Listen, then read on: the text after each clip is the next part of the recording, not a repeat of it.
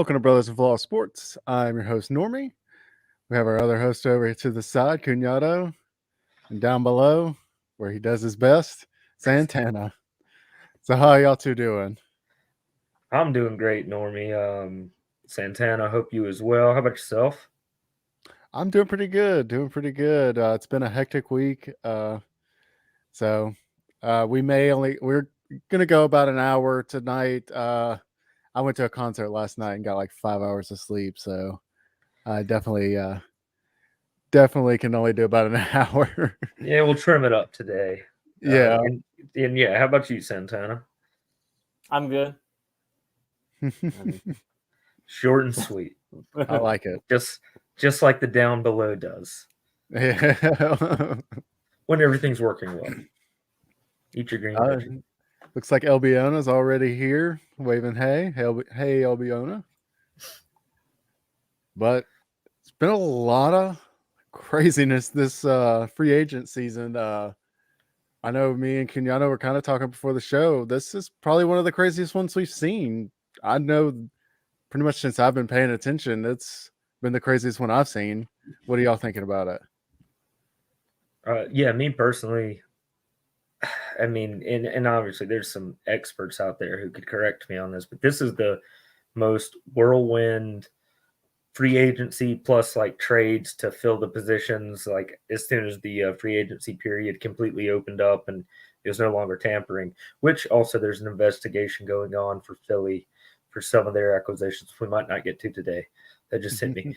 But no, it's just talk about it right now. Talk about that right now. James Franklin, and I haven't even seen the full report, but apparently he mentioned that Howie Roseman was talking directly to Saquon during the tampering period, and that's not allowed. You can only talk to the agents. So, I mean, who knows if that's what happened, but that's the allegations.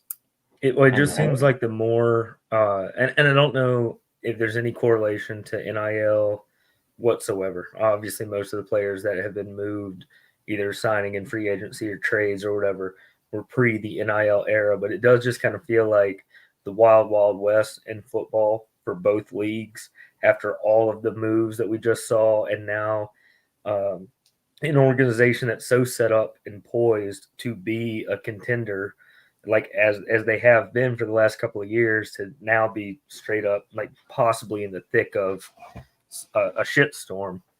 And a shit storm, I don't know what the NFL do. I mean, they're not going to disband the team or anything, but I don't know.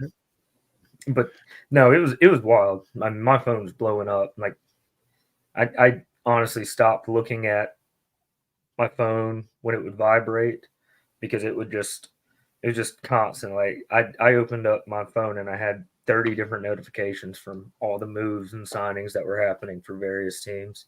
And I can't remember one like that. How about you, Santana? I can't. I don't necessarily remember anything just where it's at right now, but also I'm not overly sold on how this has been. Maybe like a extremely exciting one. I think a lot about like just. I would have to go back and look because I think that social media allows us to be very privy to everything that goes on. So it may, again, you go back to your phone blowing up, like maybe this was the most like exciting movement going on initially for the free agency offseason part of it. But I don't know. Maybe there's some in the past that would rival because I mean when you really think it, like Saquon Barkley was a huge one. Obviously the Russell Wilson move. Joe Mixon to Houston is probably the one that I'm most excited about. Not just the Joe Mixon move, but just Houston's moves overall.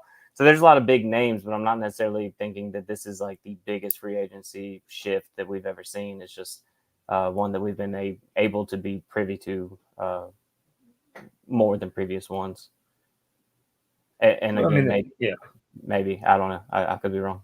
And I think part of it, some of the contribution is that I don't know if we've seen running backs move like this, like all the like really high end, maybe not like all of them, but a lot of the high end running backs contracts all came up at once. So Josh Jacobs, Saquon Barkley, Tony Pollard, Aaron Jones, Austin Eckler, each and every one of them with a different team now. And so I think that probably adds to some of the hype. And I am guilty of being a prisoner of the moment all the time. And so that might have added to my personal hype of, and I'm a fan of the running back position, even as it becomes Even if the obsolete. NFL is not. Well, speaking of running backs, first one up, Derrick Henry.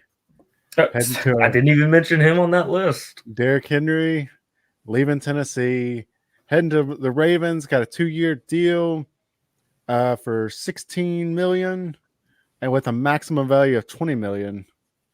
So after last year's Ravens, I am very excited.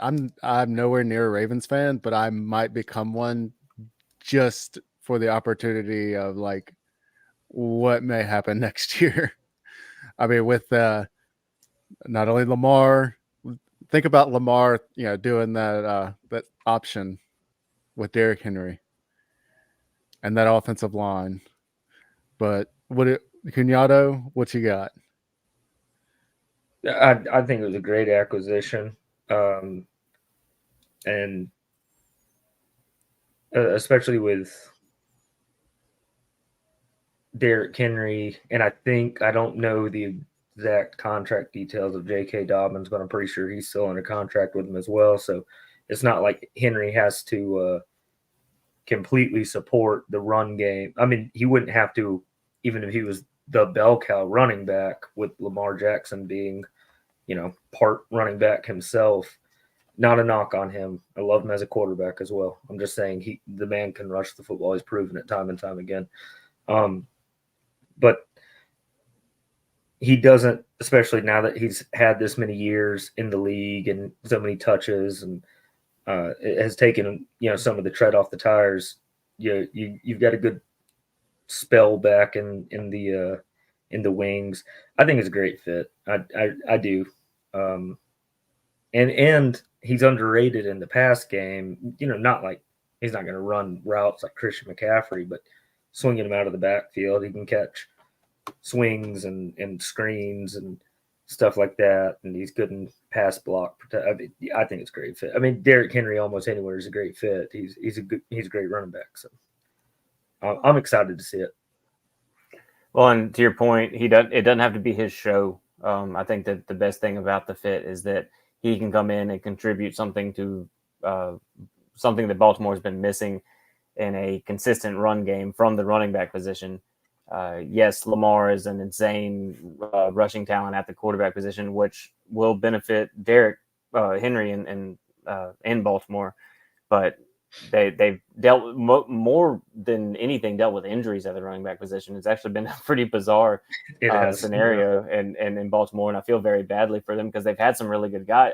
J.K. Dobbins very specifically can be a lead back and 1,000-yard rusher in this league, and if he's the guy that's coming in for Derrick Henry, I mean, talk about a 1-2 punch. And the fact that Derrick Henry, I mean, he had that slow start. Normie, I know as a fantasy owner, I know that he started slow last year, but and then gave snaps away to Sharp, right? Isn't that his backup? So he gave snaps away, but still finished with a very Derrick Henry-esque year. And now he will be asked to do much less, but all he really needs to bring to that offense is consistency at the position. I think that it's a great fit for Baltimore overall. I think it's a great fit for him, and I think that Lamar is going to enjoy it a lot too, because you could already not just defend that offense with against the 10 guys. You had to defend all 11. Well, now one of those 11 is freaking Derrick Henry. So good luck, AFC North. Yeah, no but kidding. Yeah, I'm a fan of the move, and very glad that he's not a Cowboy. Same.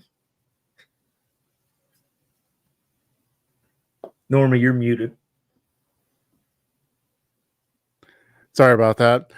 Do you think this move actually opens up the pass game for the Ravens, so that way they're not just known as just that ground and pound running team, like with Derrick Henry in there and Lamar as two running threats? Do you think those windows get a little more open than normal in the NFL? Well, it definitely won't hurt. especially in the play action game. I think Yeah. it's a matter of perspective. I'd say yes and no. Okay. Like it depends on like if you are successful running the football like they have been basically since Lamar Jackson's been there, even with like an absolute crew and a litany of running back injuries, and they still generally are one of your top rushing teams in the league. Once again, doesn't hurt to have Lamar Jackson helming that ship. Like if people just absolutely want him to air the ball out, this might not be the move that makes that happen. But if it's successful, then what the hell does it matter? And obviously it could also still, yeah, I mean, it could open up windows. Absolutely, like you're talking about play action and giving people more space because everybody's got to play tighter on the line with a talent like Derrick Henry. I just think it's a matter of perspective in that, like, if you hate a ground and pound attack, then you might still put that knock on the Ravens offense and Lamar Jackson personally. But I think that that's a silly thing to go in there with the predilection like that you think that it needs to, like, now that they've got this, they can air the ball out. What if they don't have to? That is true. And I'm not saying they have to air the ball out, but just like, I mean, a little more of a pass game. It's kind of like with Alabama where it seemed like Jalen Milrow had to throw 50-yard bombs every time they passed the ball, and it was like you don't have to do that every time, but like with Lamar though, like you don't have to throw these 50-yard bombs, and you don't have to pass the ball, pretty much every other play. The difference between Lamar and the stable of running backs that he has had since he has been the quarterback there, and Lamar and Derrick Henry, is more than likely pretty substantial when it comes to how the defense looks at whatever the offense is doing. I think even more to say what will evolve the Baltimore passing game and Lamar's passing game is the emergence of Zay Flowers last year as a rookie. Yeah. I think, and they're letting go. I'm pretty sure I saw this, that they're letting go of Odell Beckham. So the receiving core will take a hit, but Zay Flowers came on in such a way that like now they actually have that number one guy for the first time that is not Mark Andrews, the tight end. It'll be a number one guy of a substantial caliber for Lamar. So I think that it will be a combination of what the run game looks like with Derrick Henry and the fact that they just have a guy out there now versus, they've had Hollywood Brown, they've had they've had some guys like that. It's not like that they've been lacking talent. It's just they haven't had that guy. They haven't had a number one receiver. So I think it'll be a combination because again, like the difference between Derrick Henry and J.K. Dobbins, who I loved at Ohio State, but the difference between J.K. Dobbins and a stable of running backs and Derrick Henry is pretty substantial too. So I agree. Oh, and not to mention, how deep this receiver class is to bring in more weapons. And Mark Andrews missed the last few games due to, was his an Achilles? He got hurt pretty good. He missed a good chunk of the season. Might have been a knee. I don't know, but like to bring all of it back and it was a knee. It was a pretty gruesome injury. Yeah. I remember as soon as he went down, everybody pretty much knew like that was it. All right. Paranormal in the Funhouse, new subscriber. Thank you for subscribing and being here. Thank you very much, Paranormal. On the Steelers fan, do you guys go over every team? We do. We all have our kind of teams. We'll pretty much hit whatever's the biggest point. Cunato's a Rams fan. Santana's a Cowboys fan, was it? Yeah, he's a big Cowboys fan. All right. So, how do you get out of this? Now, Santana's a San Francisco fan. I would say I'm an Atlanta fan. I'm more into college football. My pro team is the Birmingham Stallions, but hey, but speaking of Pittsburgh, season's kicking up soon. Pittsburgh, yeah, big move. What's going on today in free agency? I'm in free agency. Anything big? I missed a lot today. Well, it didn't happen today, but as a Steelers fan, I'm sure you've heard about Russell Wilson, and I think that is like of all the winners, you're paying that man $1.2 million and While Denver pays the rest of leaving. I was it. gonna say leaving the Broncos on the hook. Yeah. Another AFC team, one of the more brilliant strikes. Well, I know And- that he didn't have his best season the year before, but this past season he's still he was in top the 15, top 10 guy.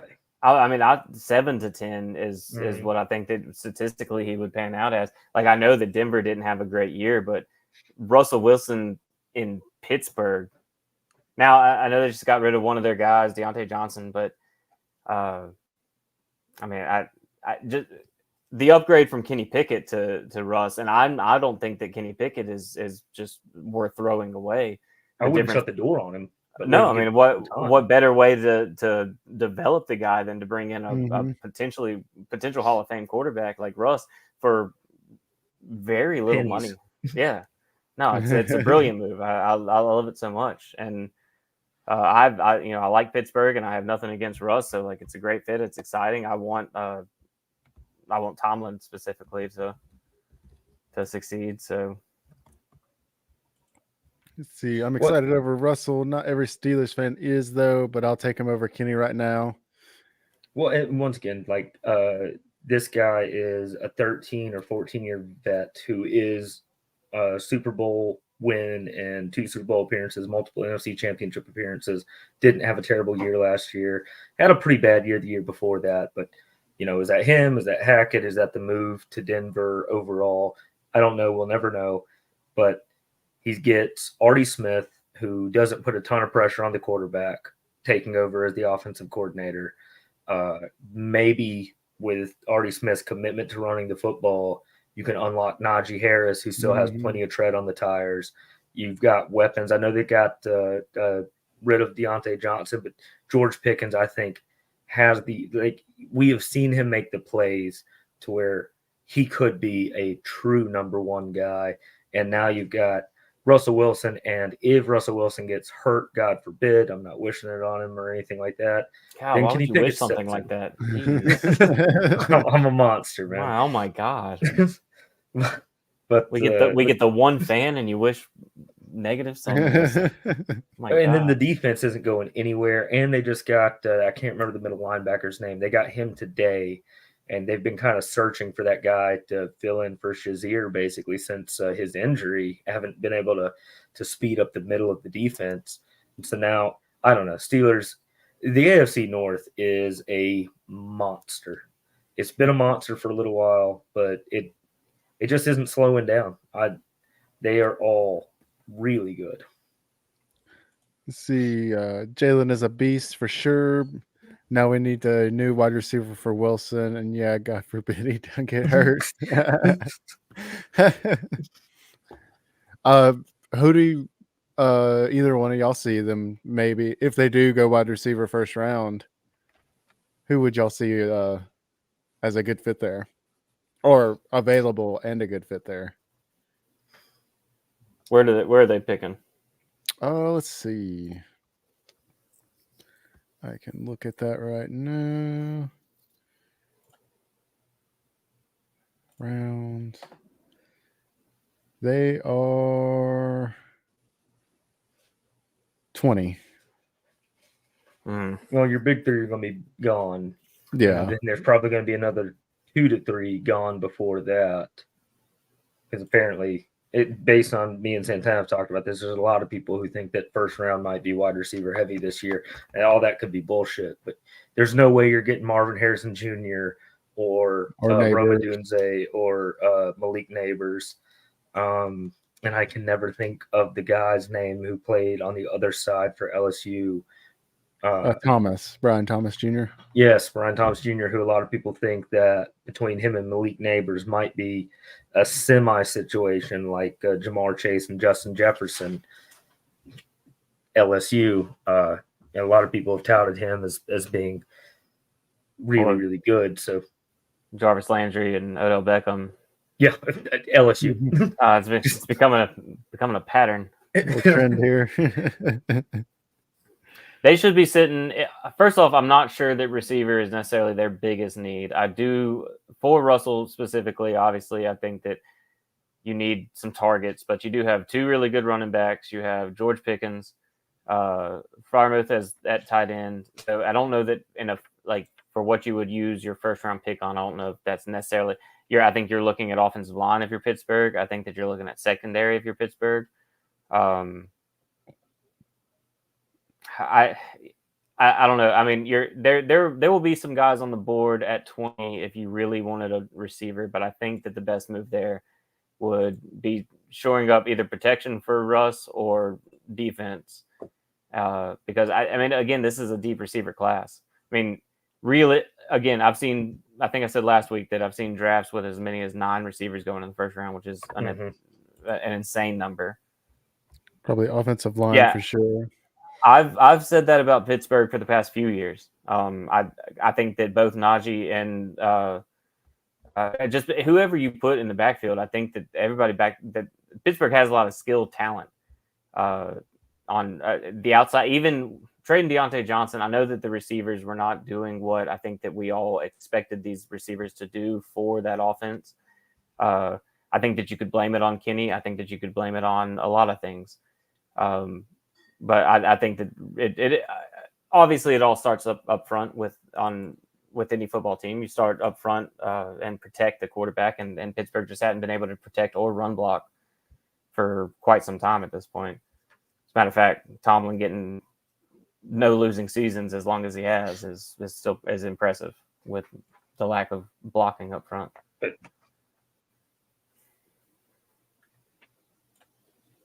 What's going on with y'all's teams and today? that used to be a Steelers. Go ahead, Kenyon. I was just going to say, it used to be a Steelers mantra is, they're going to win the battle up front, whether it be offensive or defensive line. Both lines were always dangerous. Obviously, defense, they have kept that tried and true. The offensive line does need work and has needed work for the last few years. But once again, to Tomlin's credit, no losing seasons. Always in the hunt. Always in the hunt. Dangerous team. My team didn't really do much other than re-sign our guys. The Rams, we re-signed a couple of DBs and a couple of guards. We got a new guard and a tight end. None of these names are any names that anybody would really know.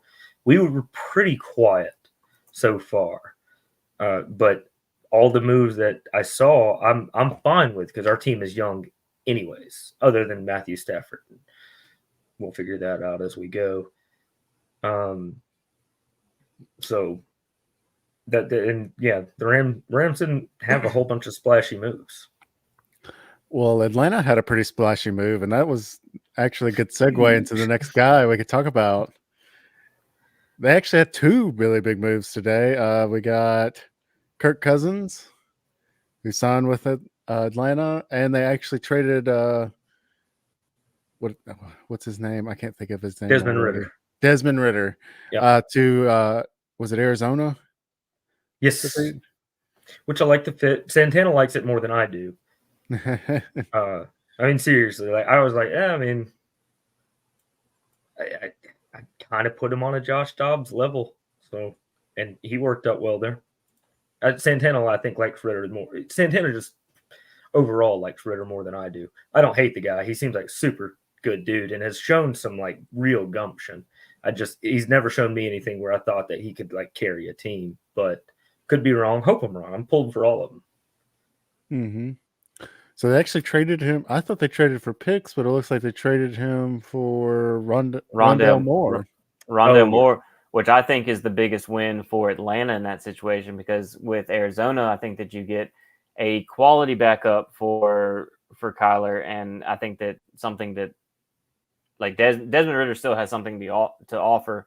We may not know that he would have ever reached his full potential in Atlanta. Or, I mean, maybe he never will, but I think that he has a better shot sitting behind somebody like Kyler versus the group that Atlanta had developed while he had been there. The Rondale Moore acquisition for Atlanta, though, is extremely exciting. I think Atlanta wins that trade hands down First off, Agreed. what was the picks? It was I think Atlanta ended up with a fourth too with that, right? A third or a fourth. Oh, They see, Cardinals in exchange for 4-year wide receiver Rondell Moore. I don't see any picks on there. it was there was an exchange of picks, and I don't remember exactly which one they got, but it was a third or fourth. So they ended up with Rondale Moore and a third or a fourth, and giving up. They exchanged like a third or a fourth. So for me, Rondale Moore, somebody I loved at Purdue. I think that had injuries not fucked with him at Purdue, we would have been talking about Rondale Moore as a completely different entity, really. Somebody very maybe like a faster Debo Samuel type, the way that Purdue used him, and he has been somebody who has made plays for Arizona. He hasn't necessarily come into a consistent contributor type style, but put him with the Drake London and Kyle Pitts and the just the skill that Atlanta has right now with somebody like a Kirk Cousins. I think that Atlanta fans should be very excited about that particular trade. I think they won the shit out of that. I was Oh man, that offense is gonna hum, just Yep. absolutely hum. And yeah, Rondale Moore, he's so explosive. I mean, and he doesn't have to be a number. I don't think he'll ever be a number one option.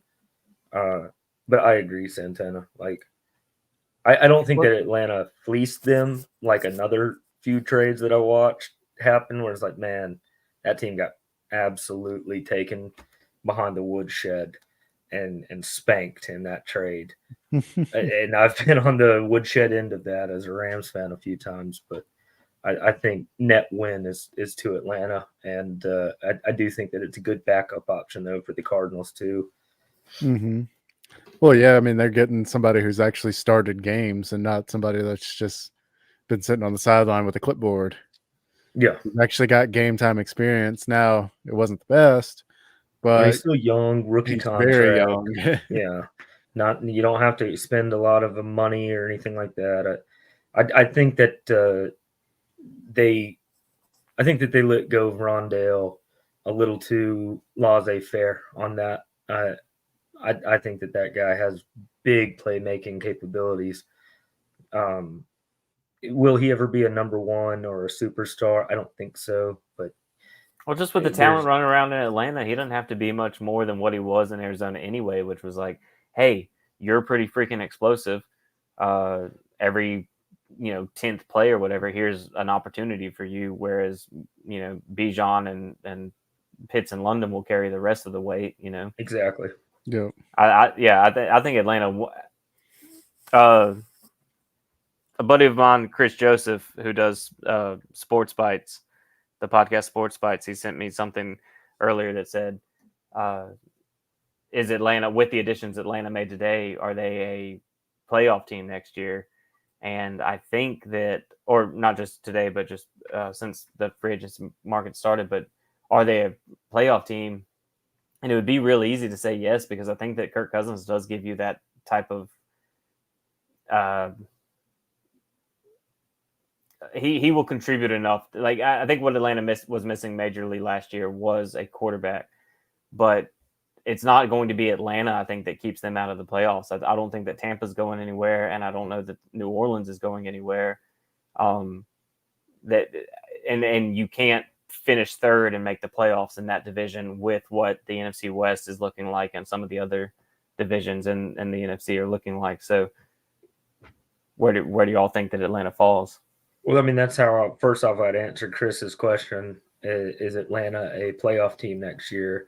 And I'd say maybe any one of the four of them could be. Honestly, I suppose mean, that well, okay, division, not the Panthers. The Panthers, okay. the way that 3 out of the division 4. goes. I mean, Tampa Bay won that division last year, and they Yeah. were predicted to be last place. Like, Oh, and then and then like they won a playoff games, and it looks like like Santana was saying, like playoff, like the talent's not really going anywhere.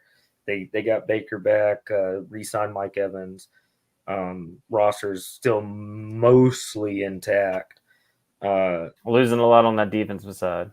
They are losing a good bit on the defense, which is basically what the Tampa Bay Gronkaneers won their Super Bowls off of. Not, I mean, he put up career numbers too, not to disparage the offense. It's just they've made their living over the last half decade on having a rock solid defense. So that could affect them. The NFC South is like, and it has been. I think that they've only had 2 repeat division winners, like, or a repeat division winner 1 or 2 times in the last like 10, 15 years. I mean, it just cycles in that division. And neither of them are incredibly, or not neither. None of them are incredibly strong teams. I wouldn't pick a single one of those teams to go to the Super Bowl, but I'd pick any one of the top 3 of those. Once again, not the Panthers. Yeah. Sorry, Panthers fans. Like, no hate. You're rebuilding. But any one of the other 3 teams could win. Anyone. It wouldn't shock me if it was the Saints, Bucks, or Falcons. Speaking of the New Orleans, is Saints going to keep Derek or try for a new QB soon enough? I think the way that the contract sets up, I think you're tied into Derek for a while. Yeah. And then I am a believer in the whole bird in the hand versus the 2 in the bush. Like the way that, yes, I think that you could easily draft a quarterback that could easily supplant somebody like Derek Carr, but Derek Carr will be very until he retires, he will spend somewhere from that like 7 to 13 range as far as quarterbacks go. And you can't guarantee that the next guy, regardless of, you could take him, it could be Caleb Williams this year, you could take him, and you can't guarantee that that guy is going to give you what we know Derek Carr will give you. It's so, yeah, and it's not where you want to be. And I was there with Jimmy Garoppolo. Free agents. Oh no! Did you happen to see that the Raiders going to cut Jimmy? Well, I think blew all our minds. But yeah, so I've been there. I think that the Seahawks, people like the Seahawks, are sitting somewhere right there where it's like, this guy is good. Like he's good enough to be, this level. Yeah. And so I don't know. I think that if you're New Orleans right now, again, I mean, you can't say, I think that the next guy will be 100% better. That's not your concern as a Saint. I feel like there's a lot of other things going on there that you need to address before you address quarterback, especially because you have and Derek Carr has played to the point of being in the top like 5 range, right? Like Derek Carr has played really good football in his career. As a matter of fact, his MVP year or MVP caliber year, dude doesn't jack up his back. He's going to break his back. Yeah. Yeah, if he doesn't jack up his back, we're talking about Derek Carr in a completely different manner. When he 100%. Went to New Orleans, I thought that we would be having a conversation very much like this when he went to New Orleans. I was like, okay, that's great. The year after this, we will be talking about, is New Orleans ready? Like, are they ready to move on? And it really has nothing to do with Carr. It's just New Orleans signed up for where Oakland drafted a guy and then ended up playing a guy thinking, and then Las Vegas, Oakland, whoever that you want to call them, they drafted a guy and ended up getting a guy that got them to be in that quarterback hell of like the 7 to 15 range. New Orleans signed that guy. They made that decision. So I think that the leash will be a whole lot shorter versus where Las Vegas / Oakland were, where they allowed him to, first of all, allowed him to. Derek Carr has been a really, really successful quarterback in this league. A lot of teams would be lucky as fuck to have had Derek Carr. Atlanta, Normie, just talking about that. Like, there are teams that could have really used a Derek Carr over the years. And it sucks that now I think New Orleans will be looking for a quarterback soon, but it's not necessarily Derek Carr's fault. I just think that it's one thing to have drafted and saddled yourself with a top 15 guy. It's another thing to have signed a guy and been disappointed. Again, Jimmy Garoppolo just got released. It was a very similar situation. Jimmy Garoppolo overall is when he was at San Francisco, he was a top 17 guy. With Las Vegas, not necessarily the case, but it's a very similar situation. It's like, we signed a guy to be the guy. Okay, well, he's not nearly the guy we wanted him to be. It's easier to start pulling the ripcord. Okay, I got a quick question, just random question off the top of my head, and I think it's an easy answer, but it just hit me. Would you rather have Derek Carr in his prime or what Jared Goff gave the Lions last year? Shit, man, It depends on the team because, like, I was thinking, I remember when Derek Carr was being traded and seeing something and like the best defense he had was ranked like 27th or 28th in all of his time with the Raiders. So it really would depend on the team. 100%. I think all of it. Yeah, like Because everything hinges on situation. I because think you there's look at like a ton Goff, of great players who could have been Hall of Famers. They just landed in a bad spot. yeah, because you look at the Golf in Detroit right now, especially like last year, like that was just a great situation. I don't know. That's a tough one. I think I'd go Carr just because I'd really just tossing a coin. Santana. I think I'm going to go Goff just because of recency bias, but I 100% agree, Normie, that what you just said about the defenses is an argument that I made for Peyton Manning back when it was a conversation between Peyton Manning and Tom Brady. Mm-hmm. The defenses that a quarterback gets to play with definitely changes exactly what goes on for. I mean, obviously it does. Obviously it would. And so for Carr not to have played with a very good defense, and then for Goff to have played with the Rams defenses that he played with, and then or the Lions last year, I think I'm going to go Goff because I saw it. We haven't seen it from Carr, but Carr has. I mean, Carr again going back to the year that he broke his back. What year was that? Looking at you, Kenyatta. He at one point in time, Derek Carr was off the top of my head, 2017, but or 2018. That sounds good. One of the anyway, Derek Carr had at one point in time stellar season, and Goff's had some good seasons too. I think 17. Nicely done. Yeah, I think I would go Goff because we've seen it, and we just haven't. And it may be unfair to Carr, but we just hadn't seen the same situation for Carr. But all right. I don't know. I mean, he was. It's a 50-50 split. Yeah. That's why you got to experience Goff. You got to experience Goff firsthand. So, and he's hella good in the playoffs. Mm-hmm. I mean, he's proved it with the Rams going to a Super Bowl, and this past year with the Lions, the eventual Super Bowl contenders, Niners, had them on the absolute ropes.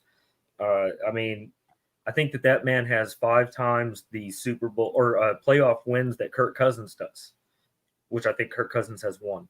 Oh, did y'all see? Yeah, he does have 1. Did you see what Cam Newton said about Cousins and how Cousins keeps getting paid? Who the fuck is your agent? Yeah, dude. And Cam's been saying a bunch of weird shit here lately, and getting kind of blasted for it. But he came out with that, and I was like, yes, like that's. I mean, dude keeps getting guaranteed contract, and nothing against Cousins as far as a quarterback. Like the dude has clearly put up numbers and fucking. He takes his team to the playoff. He's Dak Prescott with years. Yeah, like he'll take you to the he's playoffs. Gonna put up the numbers. He's not gonna win the big stats. ones. and again, I'm gonna knock because Cousins did torch San Francisco this year, and I'll lose my shit if Dak torches us anytime soon. But yeah, I think that's a quality comparison there, Kenyatta. I mean, they both finish in like your top 5 to 7 statistically in almost every category, basically every year that they both started. And they both either are in the playoffs or have their teams playoff, cusp of. But once it comes to those, and like Santana was just saying, like not just playoffs, but just some of like your big games, prime time, whether it be Monday Night Football, Sunday Night Football, Thursday Night Football, like whatever, or just like a big rivalry game. They're nowhere to be found sometimes. And I'm not blaming that on them. It's a culture thing. I think it's a whole team thing. It could have been the Vikings for Kirk. I'm not going to count. I mean, obviously his numbers with now the Commanders, obviously at the time, different team name. I won't hold anything against anybody who's ever played for that organization throughout these ages that we've lived in. But I don't know, man. Like at a certain point, it's why I think I might take Goff over Carr in that discussion. It's like at a certain point, like big games and the playoff time, you got to step your game up, not disappear. Yep. And I don't know. We shall see about old Cousins in Atlanta. I definitely will see. Well, I think we talked last week about the Cousins versus Goff, right? Did we talk about that last week? I think we did Cousins versus Wilson last week. Cousins versus Wilson. Well, yeah, because remember Wilson was also rumored. And I just said Cousins versus Goff, but what I meant was Cousins versus Fields. Oh yeah, because right now, I mean, it seems like the market is cold on Justin Fields trade market. But if I'm Atlanta, I mean, I think we did talk about it. It doesn't matter if we did or not, but just if you're Atlanta, do you want what you got in 72-year-old Kirk Cousins or however old he is, or do you want the younger Justin Fields who has not? I personally don't think Justin Fields has reached his overall potential. But again, what I have thought about the whole process was if you want to be better next year, like 100% and be better than what you were this year, then Kirk Cousins is your guy. But with all the young guys that you have on your team, if you want to be better in the next 3 to 5 years, then somebody like Justin Fields would be your guy. But I mean, clearly Atlanta didn't feel that way. And now I think that Chicago's having a hard time finding a trade partner. Mm-hmm. I concur. Yeah, I was somewhat shocked. And then when it didn't happen, I'm also not shocked at all. I wonder if a lot of this is subterfuge by a word that you guys have heard multiple times over the last weeks. I get stuck on words. But I wonder if this has just all been a smokescreen for them anyways to drive up the price to get that number one pick, and they are ready to ride with Fields, which I don't think would be a wrong decision. Has it been that they've been so desperate to unload him? Like other teams are waiting, like, all right, drove the price down. Let's see if it goes down. It can go either way. I think that either of those things are the options. I personally would love for Chicago to go. We really want Caleb. We really want Caleb. We really want Caleb. Nobody will trade us for Justin. No one will trade us for Justin. Okay, we're going to move. And then the Commanders are going to jump ahead of us and take Caleb. And then they're going to take Alt. And then their next pick, they have 2 picks in the top 10. They take a receiver. Like, just if I were playing Madden with what the Bears have, I would definitely do because rumor is that the Commanders have fallen in love with Caleb Williams. It's hard for Chicago. Rumor is that it's hard for Chicago to try and trade Justin. You can move in that spot and get a lot of value. Like, I think that because that's what I've said before, is that what is it going to take to get Chicago out of that spot? Whether they are in love with Caleb Williams or not, what is it going to take to get them out of that? King's ransom. Like, they're going to, regardless of what they want to do, if you want the number one spot, whether they take Caleb Williams, whether they don't, whether they trade Justin Fields, whether they don't, if you want that spot, you are going to have to pay for it. And I think that Chicago is sitting in a beautiful spot, like a really, really, really pretty spot for where they're at. And if I'm them, I'm hanging on to that quarterback who has shown nothing but growth over his time in the league. And I am building a team. I mean, they just signed Miles Sanders, right? Didn't they just add running back? You're going to... Yes. They added a running back. I know that they added somebody we're talking about. DeAndre Swift. Okay, so they added DeAndre Swift. Miles Sanders, yeah. Philly. One of them was not at Philly last year. And then let's see, got Ryan Bates, offensive lineman. Yeah, they're protecting the quarterback, and I think they have the number 1 and the number 9 pick. So you're more than likely not pulling the trigger on Marvin Harrison Yep. Jr. at 9, but you're pulling the trigger on somebody like Roma Dunze or Malik Neighbors. So if you do trade me and I'm Justin Fields and you're doing what you're doing so far in free agency and what you are mocked to do in the draft, I'd be pissed. I'd be like, come on, guys. Like, you give me 1 year with DJ Moore. We have Cole Kmet. And then we draft a top 10 receiver. And then you protect me with either, first off, you signed a guard, and then now maybe draft the top offensive lineman in the draft. Like, if I'm a Chicago fan and if I'm Justin Fields, I'm like, please just one more year. Let's just go one more year. Give 100%. me one more chance. Yeah, just give me one more. Go ahead. Just give me one more. What you're built, you have not built around me this way. Like, the way that you're already showing that you're willing to build around the next guy, you have not given me this.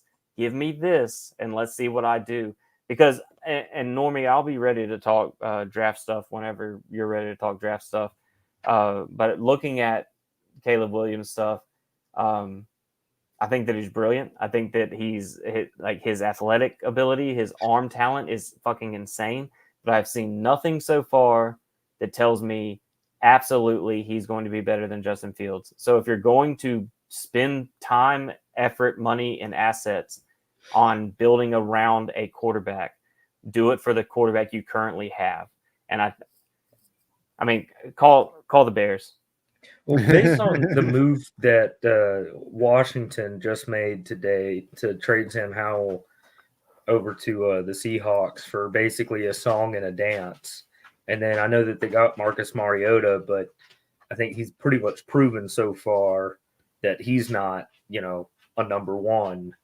It basically it's not a surprise move as far as like they're looking for a QB in the draft, but it almost seems like the Bears and them might have been playing this game, waiting to see who would blink first, and Washington blinked. They blinked first. They blonked. Definitely blonked. They blonked first. Yeah. And because I know they're drafted number 2, but now it's like Chicago has the card.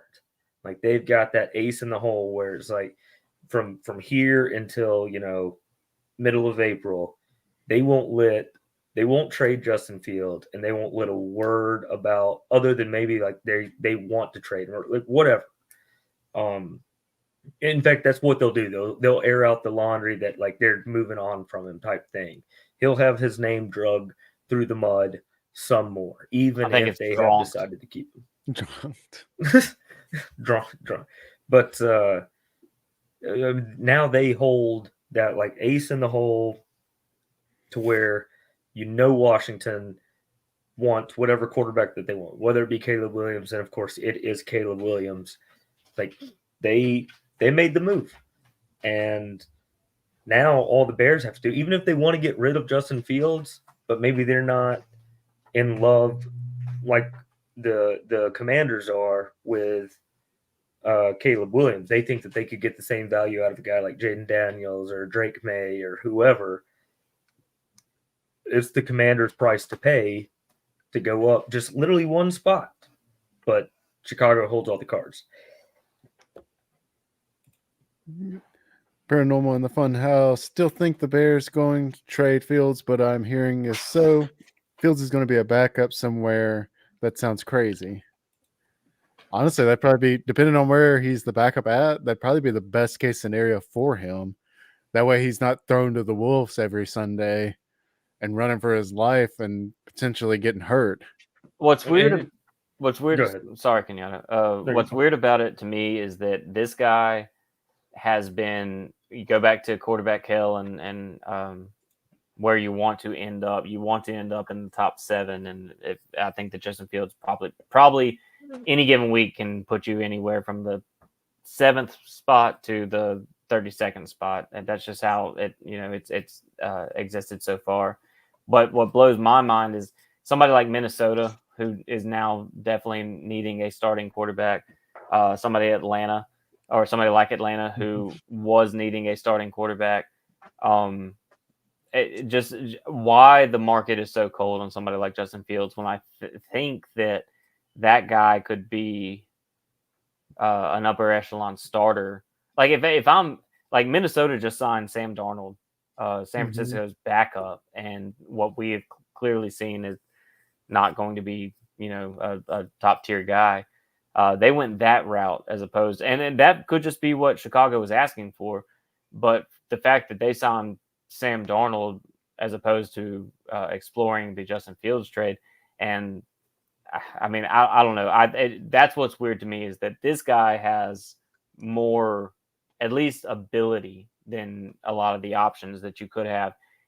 And that goes with drafting somebody like, and again, going back to what you have in your hand versus what you see over there. Like how you can look at Justin Fields and go, I know how that guy operates in the league, and leave him out. And then now again, Chicago is probably asking for the whole kit caboodle. That's King's ransom.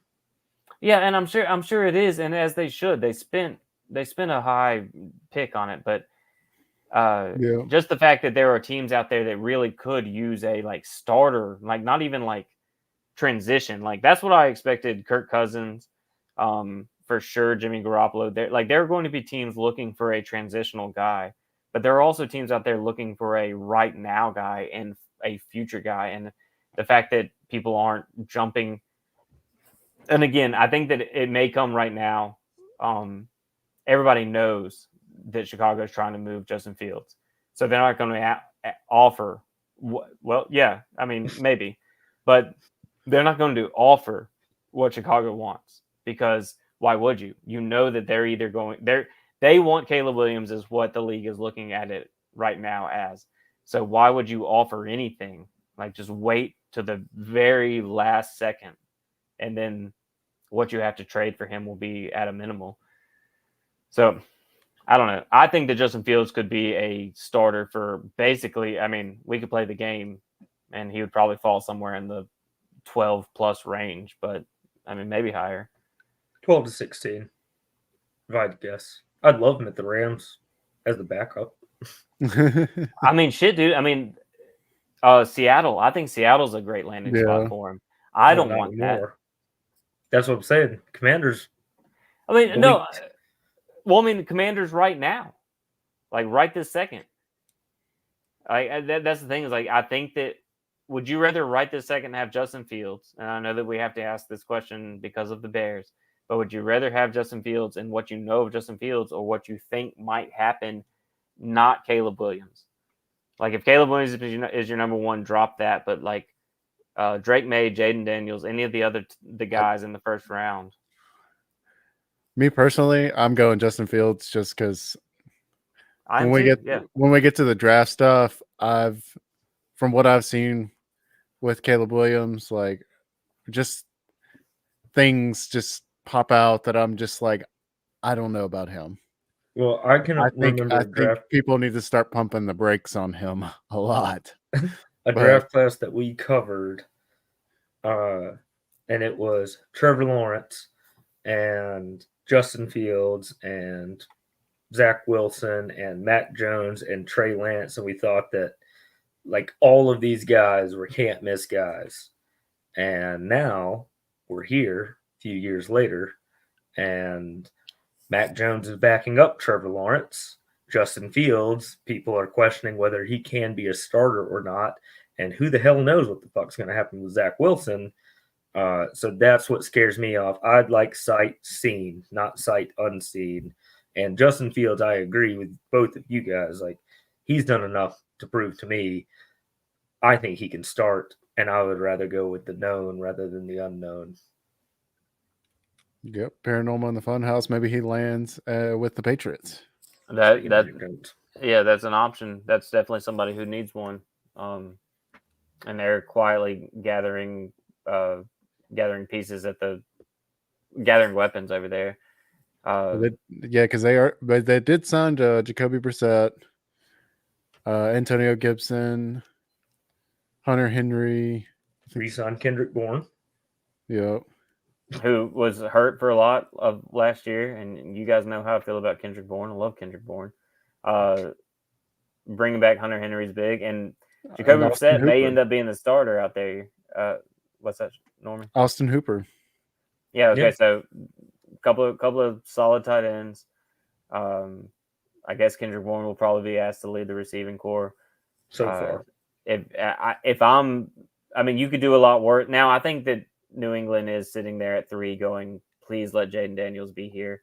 But and then that could be a big thing for Justin Fields too. Is just what happens after the draft.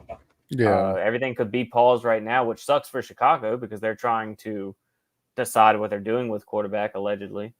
So I mean that could be shitty for them, but I mean I bet a lot of teams are sitting there going, okay, could I end up with now? It was rumored that Belichick loved Jaden Daniels, and then that transfers to everybody else in New England.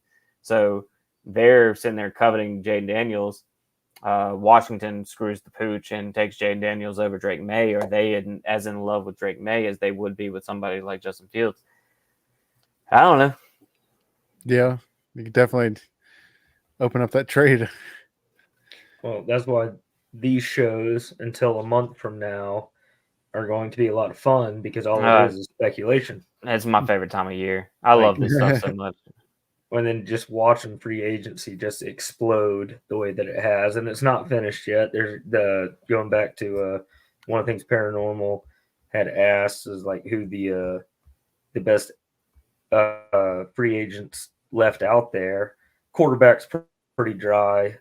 Running back, and I don't know the details, but apparently J.K. Dobbins is available, and I don't know if he's restricted or just unrestricted. A.J. Dillon, Alexander Madison, Zeke, and Clyde Edwards-Helaire. Okay, so I didn't know that A.J. Dillon. So A.J. Dillon's for sure free agent, right? Once again, I don't know that this is just a free agent list. I don't know if it's restricted or unrestricted free agents. So I would imagine it's unrestricted because if they're restricted, they probably would have already been signed by now or tagged or whatever. So I'm thinking these players are the ones who are actually available because the quarterback list is Jimmy Garoppolo, Ryan Tannehill, Joshua Dobbs, Carson Wentz. I wouldn't hate having Carson Wentz back at the Rams. I thought he was a hell of a backup. Didn't y'all just bring in a backup quarterback? Yes, we did. Who? I'm ashamed. I'm ashamed to say that I am blanking on this guy's name. No. Oh, it's not on this list on here. It may not have happened. It just seemed like that was a. Yeah, it's not on the list right now. Okay, yeah, no. Okay, we haven't then. Yeah, so that speaking of Justin Fields again, and Carson Wentz being a free agent, I would probably be wants more money than what we paid for. Fucking livid. I would lose my shit if Justin Fields came to sit behind Stafford for a couple of years. I'd be pissed. Oh man! But, hey, all them weapons. To say in saying that, we just lost Darnold, so San Fran's looking for their number 2 guy too right now. So yeah, and he's the guy I wanted. I wanted that dude. Y'all can't afford. How long does free agency last again, and how many days usually? It's open right now until the end of the season, isn't it? I mean, you can be a free agent until throughout the season. I mean, they're free agents who never get signed to a team, but then a team that's making a playoff push and suffers a key injury goes and signs a vet who just didn't get signed before the season. Or at the end of the season, like a Joe Flacco who came in and exactly. Joe Flacco is an incredible example. Flacco is a Colt right now. Yes. I think that was huge for the Colts because they lose Gardner Minshew, and I feel like I wish ill on this kid every time I say something, but I just don't see Anthony Richardson staying on the field for a full season. Well, he started 5 games and was injured for 4. Well, and look what Gardner Minshew did. They were on the cusp of playoff berth in this season. So, I mean, look what Flacco did for the Browns. I think that was a huge get. The fact that Flacco decided, yeah, I'm going to continue to go, and what he did last year for the Browns. I wonder if Anthony Richardson is going to be the answer for the Colts. We won't know until we watch him this season, but if not, then having Flacco might be interesting. Yeah. I think that we are going to find out if Anthony Richardson is the guy. I personally, I feel so bad talking about these. I mean, these are young people, Mm-hmm. so I don't want to just like dog on him. But that seemed to me like that may be what we're looking at. And Normie is the Bama fan in our group, and he currently has a quarterback who I think is a better version of what Anthony Richardson is. Mm-hmm. Like I just don't see. It shocked me when they spent it was the fourth pick, right? It shocked me when they went so high on him. I just don't feel like he's going to be, and not again. I'm sure he's a great kid, and I hope the best for him. I hope that he proves me wrong. But what did you say, Kenyatta? 4 injuries in 5 games, or 5 injuries in 4 games? Like I believe he started 5 and was injured for 4, and 3 of the 4 were like basically knocked him out of the game injuries. And I can't swear to that. That's just what I kind of remember. Well, in some of these quarterbacks who I have not, who I've missed on, Josh Allen, some of these guys. What's that? He froze. Some of these guys that I've thought, hey, these aren't going to be great, and they end up being great anyway. They rely very heavily on the pass game. Nothing about what I saw from Richardson at Florida ever made me think this guy is going to be a successful NFL quarterback. And then for him to get injured as frequently as he did, to the point of like shutting the season down this year, I would not imagine that he's long for the NFL world. Exciting, extremely talented, and I hope that I'm wrong about him. But I agree with you. Like I really enjoyed watching him play this year. Yeah, I hope I'm wrong. I hope I'm wrong, but for me, and again for them to get Flacco, I think that's huge, because what Gardner Minshew brought to that team. Again, they were on the cusp of a playoff berth, and maybe Flacco is like that much over what Gardner Minshew. That's a different discussion for a different time. At Florida, Santana and Normie, we all have pretty heavy SEC ties to what games we watch. You remember watching him run with that kind of reckless abandon at Florida? Nothing about what I saw him do this season in his rookie year reminded me of what he did at Florida. For me personally, he looked like a different quarterback. It was Yeah. very thrilling, very exciting. But starting at his pro day, in harm's way. Starting at his pro day and what he was doing with his arm, I was like, I mean, I watched Florida. I had to. It was part of where we live and the games that we watch and whatnot. No, but starting at his pro day, he did some things with his arm where I went, oh shit, okay, this guy's actually he can play quarterback. And then going into the season and just watch, reckless abandon is what I would call it, because he was very, I don't know, like Cam Newton, I think, may be one of the very few quarterbacks that can get away with that style of play. And then also, I don't think that he got away with it. I think Cam got beat up pretty good. But I think he ended his career early. Yeah, I think that it shortened his career. And I think that we're looking at if you come in and play the way that Anthony Richardson did this past year, which, again, I hope that I'm wrong, but I just don't see it being very sustainable. And I think that the small sample size of 5 games and 4 major injuries, it's a small sample size, but I think that's what we're maybe looking at. So I think for the Colts to bring in somebody, for them to lose Gardner Minshew sucked for them, I think. And for them to answer that by grabbing Flacco, I think that's a pretty big deal. So good for them. Mm-hmm.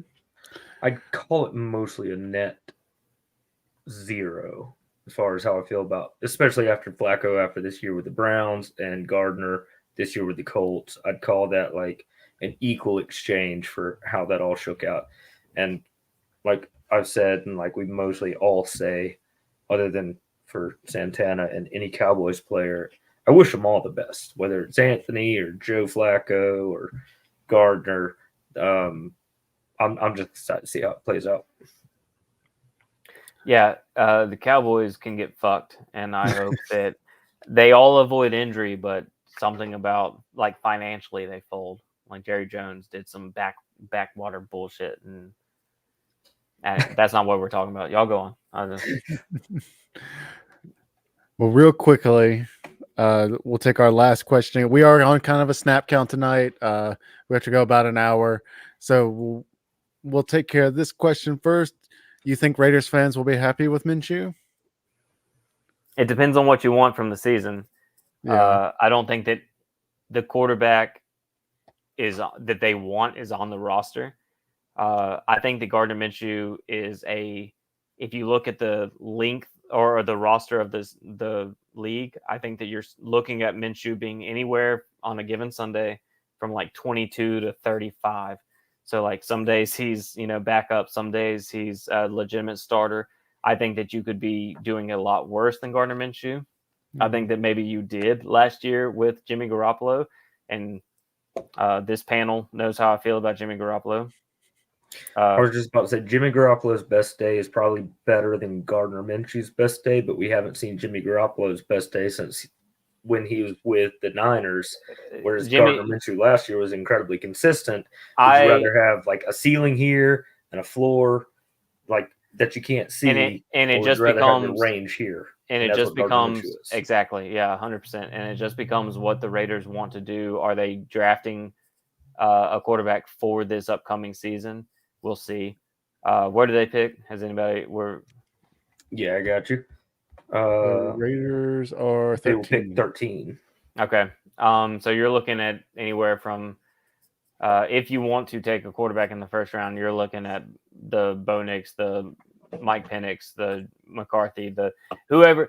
For me personally, I don't think is worth taking in the first round, but I don't. Yeah, with the signing of Gardner Minshew, I think that the Raiders are strapping in for Minshew and McConnell or O'Connell, excuse me, for this season. I think that that's where they're loading up with. And if I'm a Raiders fan, no, I'm not stoked, but I understand what's happening. And I like Gardner Minshew, and it could be a lot worse than Gardner Minshew, as you saw last year again with Jimmy Garoppolo.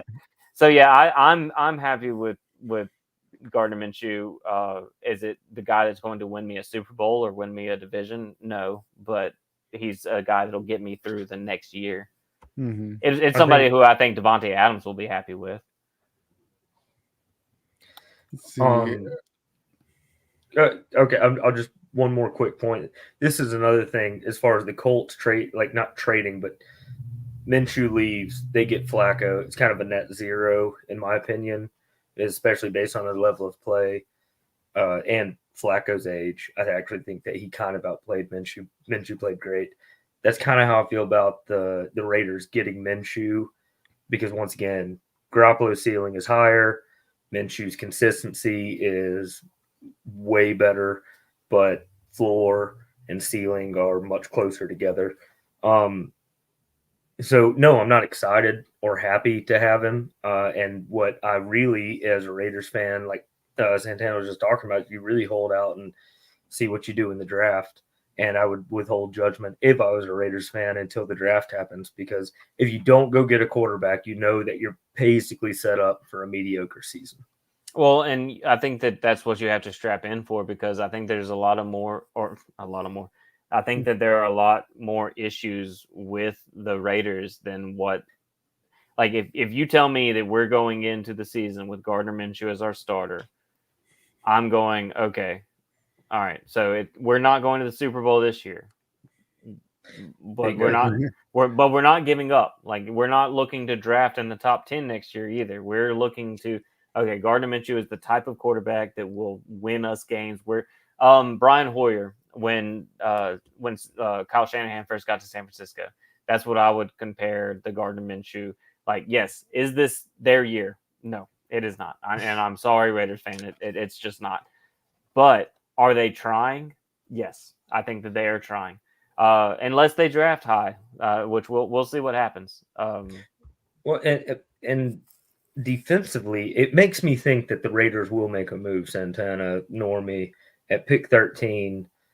It makes me think that they will make a move at quarterback, whether it be first round or second round. It's a deep class because they also went and got Christian Wilkins, Max Crosby. So you got a D tackle and an edge rush guy, like world class defensive lineman. You've already had a good defense. You've got Devontae Adams. You can't, and some of these guys, not spring chickens, and I don't know what their contracts are, but not on like the early ends of a lot of their deals. I think Gardner Minshew might be the guy who starts the season, might not be the guy who finishes the season. But, that might have been the safe route for them. I don't know. We'll see. But you can't have a team with talent like that and like try and bridge that gap, in my opinion. So as a Raiders fan, I'm just fingers crossed for the draft. Burn almost has agreed on that. By the way, I love the show. When do you guys go on daily? If so, can't wait to hear the updates on free agency and more from y'all. And thanks for welcoming in. Hey, thanks for being here. Hey, absolutely.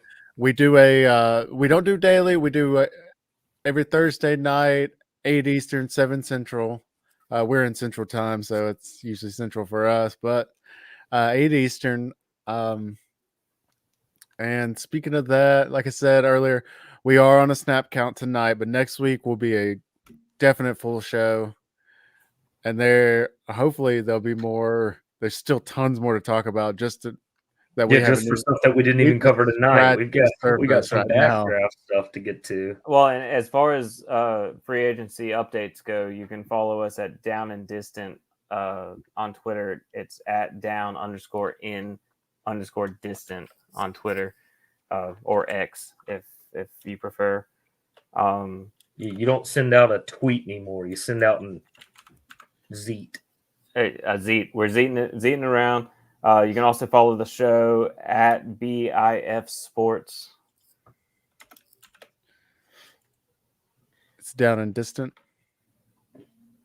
Yeah, please like and subscribe if you like us, and if you don't, and that's fine. But super fun to have you on Paranormal. I enjoyed the engagement, and thank you so much for good questions. Tell your friends. Yep, thank you for being here. We need to really get our all the handles in the description. I've been meaning to do that. It's been crazy here lately for me, but I've been meaning to get all the stuff in the description. That way, anytime we could just point you down below. You love under Santana. Down below, yeah. Santana's pointing at my unders. Santana's getting jealous now. Pointing at my unders, but but anyway, again, thank you so much for being here. We're happy you're here, and can't wait till next week. We've scratched the surface of this free agent market, and still got a lot more to talk about next week. Any final thoughts, Cunhado, Santana? No. Okay. Something that we definitely have to talk about next week is what I think is the biggest free agent signing that happened. So Saquon Barkley to the Eagles. Mm-hmm. Put that in your notebooks because I think that it unlocks the thing. That's my final thought, but we'll talk about it. Hang on. Hold on. What's it unlock? I mean, he's that dude. He is that dude, but what does it unlock? He's that dude. Oh, okay, but all right. What did Christian McCaffrey do for you guys? Nothing. We would have been the exact same team. Okay, so the next best running back, arguably maybe even a better running back overall. Guys, we will save this one for next week. We don't talk to each other about sports at all during the week because we like to save it for here. So let's save this. All right, I'm gonna actually write this down. Hey, I also want to talk about Houston. Oh yeah, what Houston's done. Moves. Oh yeah, I'm gonna write this sexy pick next year. This Christian McCaffrey, Saquon Barkley thing down, so we can get through this next week. Alrighty, guys. Well, it was fun. And we will see y'all next week. Y'all have a good Nah. one. Had a blast, y'all.